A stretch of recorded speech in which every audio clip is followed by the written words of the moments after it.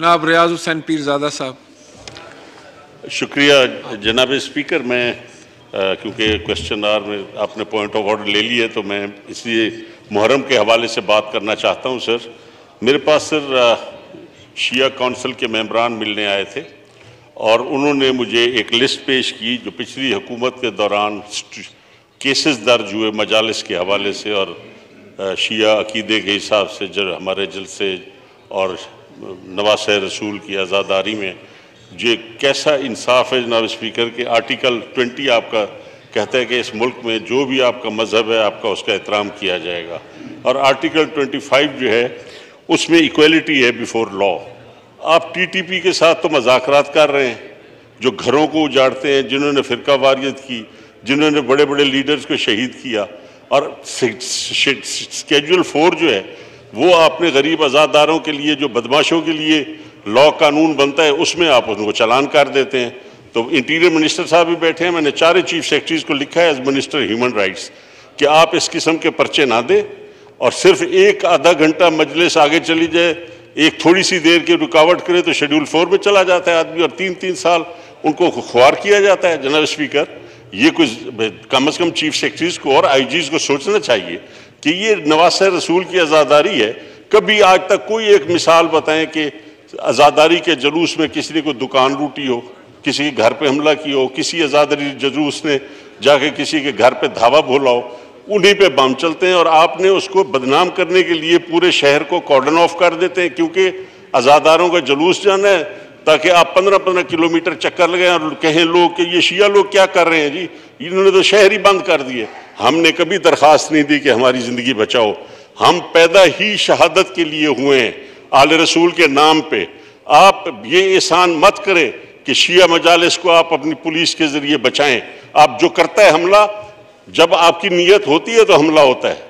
आपके अपने इदारों ने ये बनाए थे ये सारे असूल, गैर मुल्की एजेंडा मजहब का और गैर मुल्की एजेंडा सियासत का, जो सियासतदानों के साथ हो रहा है, जो हमारी मजहबी लोगों के साथ हो रहा है। ये जब जीम और जीम का जो आपस में जब है रिश्ता नाता, इसकी वजह से हमारे सांसें बंद हो गई हैं। सोशल मीडिया ने हमारी आज़ादी ख़त्म कर दी है, टीवी ने आज़ादी ख़त्म कर दी है। जनाबे वाला कानून, जब भी एक नया कानून बनता है, एक नई ब्लैकमेलिंग, एक नया रिश्वत का दरवाज़ा खुलता है और कानून बनाई जा रहे हो और लोगों को अजाब में मुब्तला कर दिया है। जनाबे वाला, ये मजहबी आज़ादी और ये इंसानी हकूक़, जब इंसान पैदा होता है तो अपने इंसानी हकूक़ के साथ ही वो पैदा होता है, उसको कोई नहीं बता।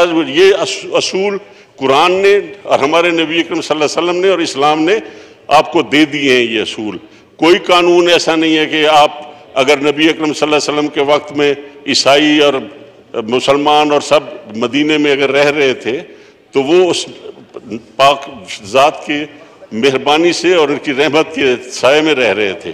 तो इस मुल्क में ये अजाब ना बनाया जाए कि आज़ादारी के लिए अब हमारे लिए, मैं खुद लाइसेंस होल्डर हूँ, मेरे वालिद लाइसेंस होल्डर थे, मेरे घरों में हमें घुस के मारा गया। किसने मारा? और हमारी सराइकी इलाकों में तो हमारे मेहमान खानों के दरवाजे नहीं होते और घर का जो तहफ़्फ़ुज़ है वो बुनियाद है अपने घर की 4 दीवारी आपको हज़रत नबी अकरम सल्लल्लाहु अलैहि वसल्लम ने खुद अता फरमाई है। कहीं बलोच, सिंधी, पठान, हम रिवायतों वाले लोग हैं, हम जुड़े हुए लोग हैं। कभी ऐसा वाक़या नहीं होता कि कोई बलोच किसी बलोच के घर पे हमला करके मारे, पठान के घर पे हमला करे। अगर लड़ते हैं अदालतों में लड़ते हैं, सड़कों पे लड़ते हैं, लेकिन ये कैसा निज़ाम है पाकिस्तान का कि घरों के अंदर और सराइकी इलाकों के मेहमान खानों में घुस के मारा जाए और फिर अदालतों में। मेरे वालिद का मर्डर हुआ, मैं एक दिन के लिए न थाने पे गया न मैं अदालतों में गया। मुझे यकीन था कि ना मुझे वहाँ से इंसाफ मिलेगा और ना यहाँ से मिलेगा। और वो अल्लाह ताला ने मेहरबानी की, जब पहला मिसाइल फायर हुआ मीरम शाह में गिरा तो मेरे वालिद के जो 2 कातिल थे वो उसी मिसाइल में मर गए थे। मैंने अल्लाह पे छोड़ा, लेकिन ना मुझे अदल मिला ना इंसाफ। और पाकिस्तान कैसा मुल्क है जहाँ सच्चाई और इंसाफ और अदल का नाम नहीं रहा, जहाँ 3 जो है 3 का तो जनाब वाला 3 का तो ऐसी है हिंद से इल्मुल आदाद में कि ये क्या होता है 3 के खिलाफ हर जगह। तो जहाँ इंसाफ और अदल सिर्फ लोगों के लिए हो और एक ख़ास तबके के लिए हो और ना मजहबी आज़ादी हो, और फिर हमें कहा जाता है कि हम मुल्क दुश्मन है, और कहीं हमारा वोट चुरा लिया जाता है, कहीं हमें अदालत में घसीटा जाता है, और एक दिन में बेल हो गई मेरे बाप के कातलों की। तो ये तो मेरे साथ हुआ। मैं सिटिंग MNA था उस वक्त जनाब स्पीकर, जब मेरे फादर का मर्डर हुआ 95 में 15 नवंबर को। मैं सिटिंग मेंबर था इस हाउस का, लेकिन मुझे इंसाफ नहीं मिला। और आज आप देखें अदालतें खुल जाती हैं इंसाफ देने के लिए। जनाब स्पीकर, ये हमें अब सोचना पड़ेगा, और सियासतदानों को, पूरे मुल्क के सियासतदानों को अब वक्त आ गया है कि हर चीज़ जो है कानून और दायरे में आनी चाहिए। जिस तरह जजेस का कानून है कि उनकी सीनियरिटी अकॉर्डिंग टू कॉन्स्टिट्यूशन है, इसी तरह अब आर्मी में भी ये कानून लागू होना चाहिए कि इसको दायरा कार में लाएं और कॉन्स्टिट्यूशन के अंदर इनकी तरक्की हो, ताकि ये मुल्क एक अजाब से बच जाए कि जब भी इनकी कुर्सी का मसला आता है तो पूरा मुल्क जो है इस वक्त स्टैंड टू है। जब तक ये फैसला नहीं होगा हम अगले 2 महीने अजाब में रहेंगे। जनाब वाला, ये पार्लियामेंट मेहरबानी करे, अपने आप को साबित करे। सियासतदान चाहे इधर बैठे हैं या इधर बैठे हैं, अपनी पगड़ी को तो संभालो। अवाम के हम नुमाइंदे हैं। क्या जुल्म है कि वो अवाम जो मुझे वोट देती है वो ही मुझे करप्ट कहती है। अफसोस है ये। जनाब वाला, मैं आपकी इस्तदा करता हूँ कि आपको मैं ये लिस्ट देता हूँ। ये पंजाब में सबसे ज़्यादा पर्चे दर्ज हुए, ये मैं आपके रिकॉर्ड पे लाना चाहता हूँ, मैं लाया हूँ। और ये पर्चे दर्ज हुए और ये पूरी फाइल में आपको दे देता हूँ।